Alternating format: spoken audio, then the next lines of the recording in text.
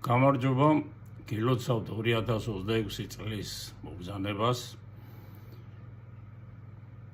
ფეხბურთიერი ყოფილიყოს თითოეული ჩვენგანისათვის, სრულიად საქართველოსათვის, ჩამთელი ყოფილიყავით ბედნიერი, სიხარულით, სიყვარულით, ხვავითა და ბარაქით გქონოდეთ თქვენი სახლების სავსე. უმთავრესი კიდევ გამარჯვება მოეტანოს მთლიანად მთელი საქართველოსათვის და ის მანქურტები, რომლებიც დღეს მართავენ ჩვენს ქვეყანას, ისინი გაგვეშვას და საქართველოს უნდა მართოს გონიერმა, ჭკვიანმა, ბრძენმა ადამიანებმა. 90 კაცი სრულიად საკმარისი იქნება, რომ მართველი იყოს, დანარჩენი ყველა უნდა შრომობდეს. აი ეს უნდა დაებედოს დღეს საქართველოს შრომა, თავდადება, სამშობლოსადმი სიყვარული, მისი კეთილდღეობისათვის ზრუნვა და ყველა ის ემიგრანტი, ვინც ჩამოაბრძანეს ბატონო და იზულებით ჩვენ გვეუბნებიან, რომ უნდა დავთმოთ, ესე იგი ჩვენი ქართული მიწა-წყალი და ისინი უნდა დასახლდნენ და გამრავლდნენ და ჩვენ უნდა ვიყოთ მუდმივად შიშისა და უმედურების ქვეშ. ეს ეპოქა და ეს დრო უნდა დავამთავროთ. წელს იქნება მათი დასასრულის პერიოდი. დაიწყო უკვე, ჩაერთო და აუცილებლად ამ საქმეს ჩვენ საქართველოს ქარწყინების საქმეს ბოლომდე მივიყვანთ. ეს ჩვენი ვალია და მოვალენი ვართ თითოეული ჩვენგანი. თითოეული ქართველის მოვალეობა მარტო 1-2 ადამიანის არა, ყველა წელს უნდა გამოვიღვიძოთ, გავძლიერდეთ, გავერთიანდეთ, გავმთლიანდეთ ერთი იდეის ქვეშ. ეს იდეა არის საქართველოს სიძლიერე, საქართველოს გაბრწყინება. საქართველოს გაბრწყინება ნიშნავს ყველა კეთილი ბუნების ადამიანის ბედნიერად ცხოვრებას, წარმატებულ ცხოვრებას, მისი ოჯახის სიძლიერესა და სიმართლეს. და არა ისე, რომ ემიგრანტები რო არიან ახლა ჩვენები წასული უცხოეთში და ემსახურებიან სხვას, ეგ ეპოქა უნდა დავასრულოთ. 33 წელზე მეტი არის უკვე, თუ არ ვცდები, რომ ჩვენი ქართველი ქალბატონები ხშირ შემთხვევაში უფრო ქალბატონები არიან წასული, ახლა მამაკაცებიც არიან, მაგრამ ძირითადი სამუშაო მოუნელებლად ქალბატონები ბრძანდებიან. ეს საბერძნეთია, თურქეთია, იტალია, გერმანია, თუ ნებისმიერი ამერიკაშიდაც არიან და ასე შემდეგ. ისინი ყველანი დაბრუნდებიან. ამის წინაპირობა უნდა შევქმნათ ჩვენ. ეს უნდა იყოს, რომ მოვთხოვოთ ხელისუფლებას კიდევ გავიმეორებთ მთელი წლის მანძილზე. ეს ლოზუნგი უნდა შევქმნათ ჩვენ, როცა დავიწყებთ უკვე შეგრებებს, რომ მოვთხოვოთ ქარხნები და ფაბრიკების აშენება. აბა ხელისუფალი ხარ, რაში გჭირდება ჩვენი ეს ხელისუფალი, რომელიც არ აშენებს ქვეყანას და დამოკიდებული არის, რომ უცხოეთიდან შემოსული, ესე იგი, თანხით იარსებოს სახელმწიფო. და ამ თანხის ძირითადი ნაწილი მიილიქება მათ ჯიბებსა და ბანკებში. ეს პერიოდი აუცილებლად უნდა დავასრულოთ. წელს იქნება გარდამტეხი, წელს იქნება, რომ თავისუფლების დროშას აოფრიალებთ. იბერიის გაბრწყინების ეპოქა დაიწყება. უცებ არ მოხდება ახლა 1 წელიწადში, 2 წელიწადში, ახლა ისეთი ვერ გავხდებით, როგორც ამერიკა, გერმანია და საფრანგეთია, მაგრამ ეს ეტაპი, ეს ნაბიჯი გადაითმება წელს. ეს აუცილებელია, მეტის მოთმენა უკვე არ შეიძლება. ისედაც საკმარისზე მეტი უსაზღვროდ მოუთმინეთ. ეს უნდა დავასრულოთ ჩვენ. ჩვენ უნდა დავიწყოთ ნორმალური ცხოვრება.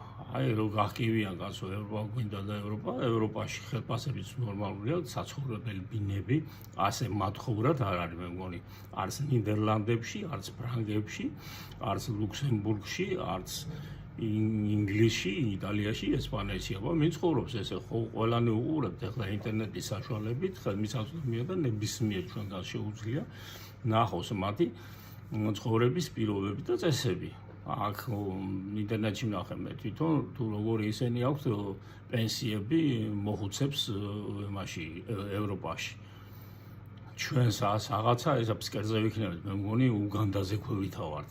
სამარცხვინო პენსიები აქვს მათ ჩვენთან მოქალაქეებს, ჩვენ პენსიონერებს და საერთოდ სამუშაო ადგილები სად არის? აი თქვა და დაამთავრა მას სტუდენტმა სასწავლებელი. აი ამდენი ისინი სასწავლებლები მომრავდა ხა ჩემ დროს თითებზე დასათვლელი იყო ხა უნივერსიტეტი ყველა მიცოდი ხა ჯავახიშვილს ეძახიან და მაშინ ჯავახიშვილი კი არა უბრალოდ უნივერსიტეტი იყო ერთი უნივერსიტეტი იყო და იქ გამოდიოდნენ ჩინებული სპეციალისტები.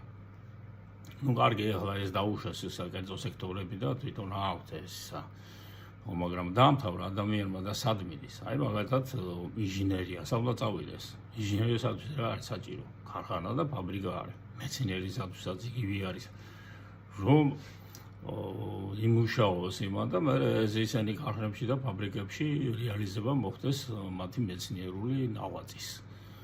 ფაქტობრივად გამოდის რომ ყველა უნდა გაიქცეს საზღვარგარეთაც იქაც რა თუ კარგი სპეციალისტია იქ იტოვებენ ახლა ვიღა ჩამოდის და თვითონაც ადამიანი კარიერას რო შეიქმნის აი ჩემ სპეციალობაზე რო ვისაუბროთ ჩემი ახლა ხელოვნების სფეროდან არის და რო წახვიდი ახლა ადამიანმა მეც მეუბნებოდა ჩემი პედაგოგი რომ პირადად ჩემი გამდიდრებისათვის რომ თომოდა მე სულ ესეთ ტიპი ვიყავი რაც ჩემი თავი მახსოვს რომ ეს საქართველოში მიდოდა ხა ჩემი ხელოვნებას რასაც ხონი რომ საქართველოს ხონოდა და არა ახლა უცხოეთში ვიღაცებს დაუტოვო და ვიღაცებს შეუქმნა რომ მიდის თქვა და ადამიანი იქ კარიერას ვაიწყო რაღაცო ჩამოხვალ ვერც ჩამოხვალ აქ რო ჩამოხვიდე რა ვინ გიწყობს ხელს სახელმწიფო საერთოდ არ არის დაინტერესებული და ის რომ იმასაც რო ამბობენ რომ ესა ბიზნესიო მოაწესრიგებს უბრალოდ ბაზარი მოაწესრიგებს რას მოაწესრიგებს ბაზარიღაც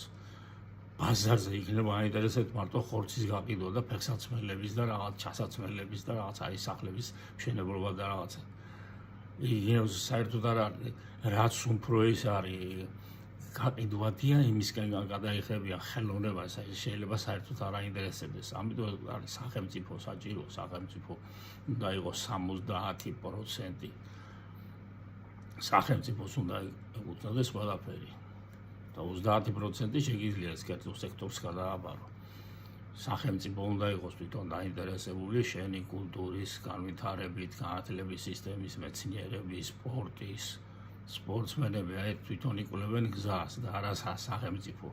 ხელოვანი ადამიანების ვინც წავიდა რა თვითონ ის ინდივიდები ჩადიან და ისინი იკვლევენ გზას თორე არა ისე რომ ახლა სახელმწიფო და ახლა კულტურის სამინისტრო აღგზავნის ახლა და რეკომენდაციას აძლევს ვინმეს. აი მსგავსი რაღაცები არ არის.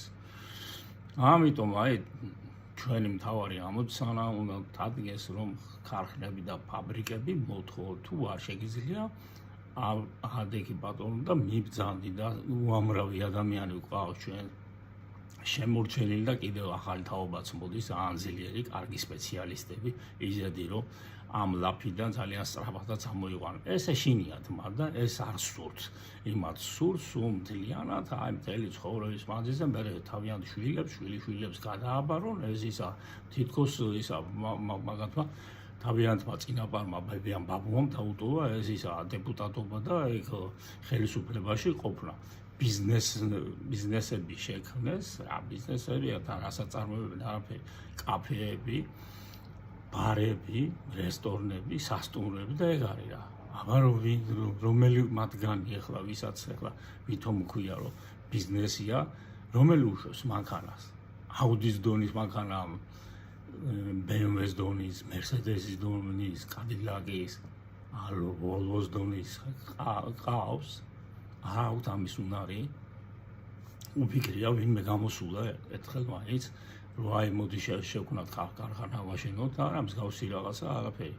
ანაწარმოებენ ჩვენთან იმას აი სამზარეულოში რაც ჭირდება ადამიანს ან დანა, ან ჩანგალი არის, ან თებში არის, არაფერი ყველაფერი შემოტანილია ან ჩინეთიდან, ან თურქეთიდან, ან ირანიდან. მე შეგეტყვი ევროპიდან ჩამოარა ამე და ისეთი იქნება გადასარევი და ხარისხიანი. არაფერი, ყველაფერი ბასიანი, მალბუჭებადი, განსაზღვრული აქვს, გაბუჭდება 1-3-4 თვე, თუნდაც 1 წელი გამოიყენენ, მე უნდა გადააგდო, მე უნდა თავიდან იყიდო. აი, როდესაც სახელმწიფოში ჩვენ გვყოლება ძლიერი მმართველი გუნდი, რომელიც დაინტერესებული თვითონ გაძლიერებით ქართველი ერის და სახელმწიფოთი, აი იმას ის მე შექმნის ყველაფერს საუკეთესო გვექნება ჩვენ. რატო არ არის ჩვენთან იმის ტელევიზორების წარმოება, მაცივრების წარმოება, კომპიუტერების წარმოება, არა გვაქვს სპეციალისტები, ჩვენი სპეციალისტები ისეთ დონის ადამიანები გვყავს, რომ აი ბევრი მას შეჟურდება საზღვარგარეთ სახელმწიფოს, იმდენად ნიჭიერები არიან. გასახანი მიეცი კაცო. მე აკადემიაში რო ვსწავლობდი, ისეთი დიზაინერები გვყავდა, რომ შეიძლება ბევრს არ ყავდეს საზღვარგარეთ. ჩვენთან გასახანს არ აძლევენ და დაიყვანეს ეს, რომ აი ჩვენ ვარ თურმე ვინის ქვეყანა და აი მოკეიფე ხალხი და ტაში ტუში რაღაცა ცეკვა და ეს სიმღერა ამ დონეზე. ეხლა ტანკი-ტუნკლის დონეზე დაიყვანეს ეს. ხალხი ახლა შილერს და გოეთეს და იმას დოსტოევსკისა და ბულგაკოვსკი კითხულობდა და ახლა იმ დონეზეა ქუჩაში რო გააჩერო შეიძლება ეს რაც დავასახელო ვერც გითხრა ვინ არიან. აღარა მაქვს საუბარი მხატვრებზე და მუსიკოსებზე და ფილოსოფოსებზე. აი ესეც სავალალო მდგომარეობაში ჩააგდეს ჩვენი სამშობლო. ამას უნდა მიხედვა. რო უყურებთ ახლა არა ისეთი აი პარტიები ამდენი 200-300 პარტია და რასაც მე ვსაუბრობ ახლა კონკრეტულად რომ ქარხანა და ფაბრიკა მოთხოვნა არა. და მე მივედი იმ დასკვნამდე რომ იმიტომ რომ ესენი ხოლმე გრანტებს და უცხოეთიდან შემოდის არა იმ უცხოეთს რაში ჭირდება ახლა რომ ჩვენთან იყოს ახლა ქარხანა და ფაბრიკა და შენ აწარმოებთ კონკურენცია შეუქმნა იმას ის ჭირდება რომ ნედლეული წაიღოს შენგან და ის შექმნის და შემოიტანს მე და შენ მოყიდის აქ ფული იქით მიდის სიმდიდრე იქით მიდის ჩვენ ვჩებით ესეთ უტვინო უჭკუო უგნო მდგომარეობაში შენ ხარ აი შენი ძვირფასის ნედლეული გადის და ის სხვა მიყენებს შენ ხარ აი შტერის მდგომარეობაში რა ეს არ ჯობია ჩვენ ქარხანა და ფაბრიკა გქონდეს და შენ თვითონ აქ იმუშავებ და ჩვენი ქალბატონები არ იქნება ჩვენი ადამიანები კი არ წავლენ და ჩვენი სტუდენტები რომ დაასრულებენ ამ ქარხანაში და ფაბრიკაში იმუშავებენ ინჟინრები იქნებიან კონსტრუქტორები იქნებიან ზენკლები გვეყოლება ხარატები გვეყოლება უამრავი ასო თანამედროვე ნანოტექნოლოგიებზე გადაიყვან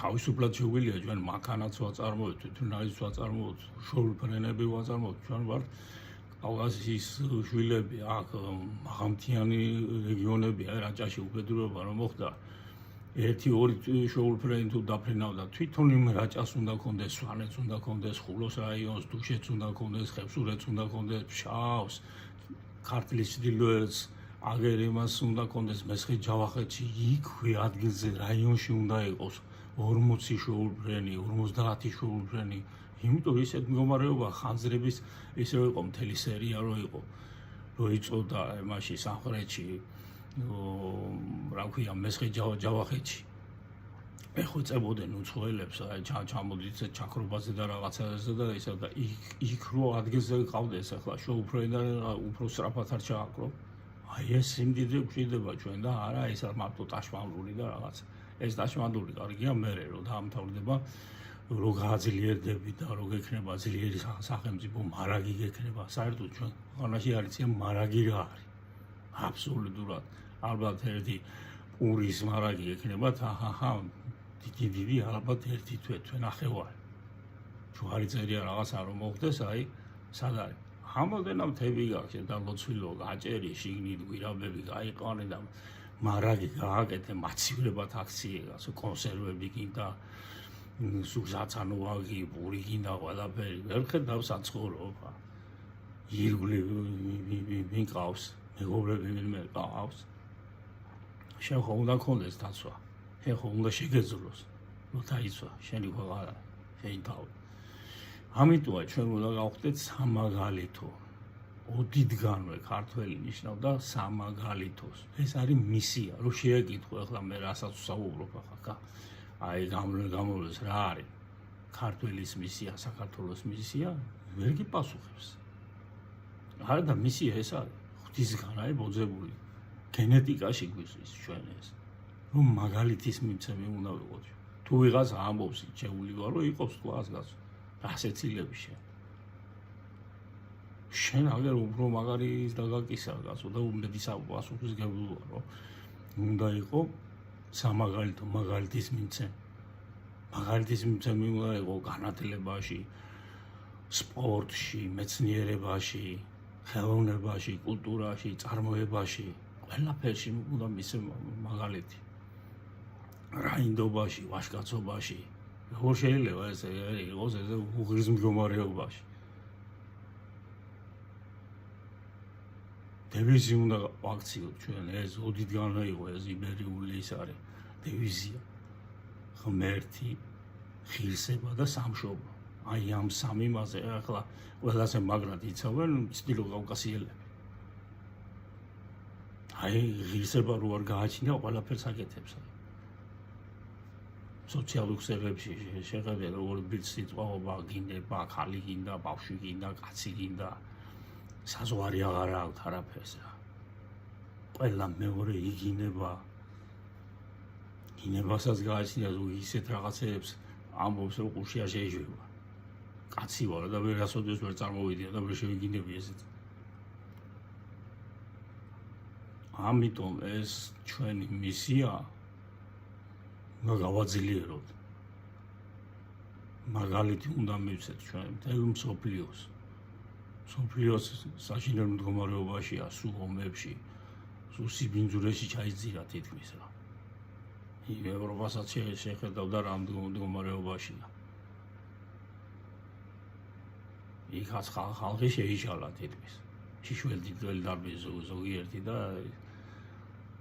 თავისუფალი გონია, თავისუფლება ის კი არა გიჟვით დახტოდნენ შიშველი თველი.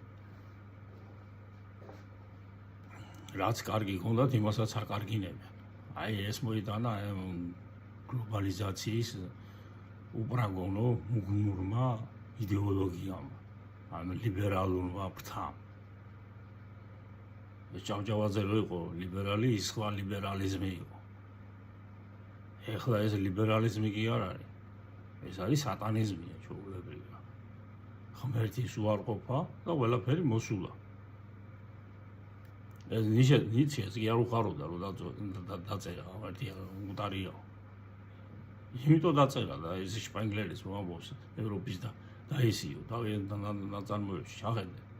მიხვდნენ ის ადამიანები რომ ფსკერისკენ მიდიოდნენ. რომენბახიც წერს ქართული რასა აღარ გოეთე და ასე შემდეგ რომ გაძლიერდება შტაინერს აქვს. ბრაზილიერად ვალია ჩვენ მოვალეები ვართ რა. აქ უნდა იფეთქოს ზუსტად იმ ხელოვნება, იმ კულტურა, იმ მეცნიერება, იმ აზროვნება. ფსიქოლოგიურად ძლიერი უნდა გახდეს. უამრავი რაღაცა გვაქვს ჩვენ გადატანილი. ბევრს არ გადაუტანია ესა და ალბათ ვერ გაძლევდა. გენეტიკა ეთყობა ჩვენი ესეთი ძლიერი, ჩადებული. იმ გენეტიკის საწინააღმდეგოდაც დაიწყეს მეგონია ბრძოლა. იმიტომ უნდა აქ ესე ქართველი არ გაჩენდეს და მთელ მსოფლიოში გაიგნეს. ამაზედაც უნდა ვიფიქროთ ჩვენ თვითონმა ჩვენგანმა.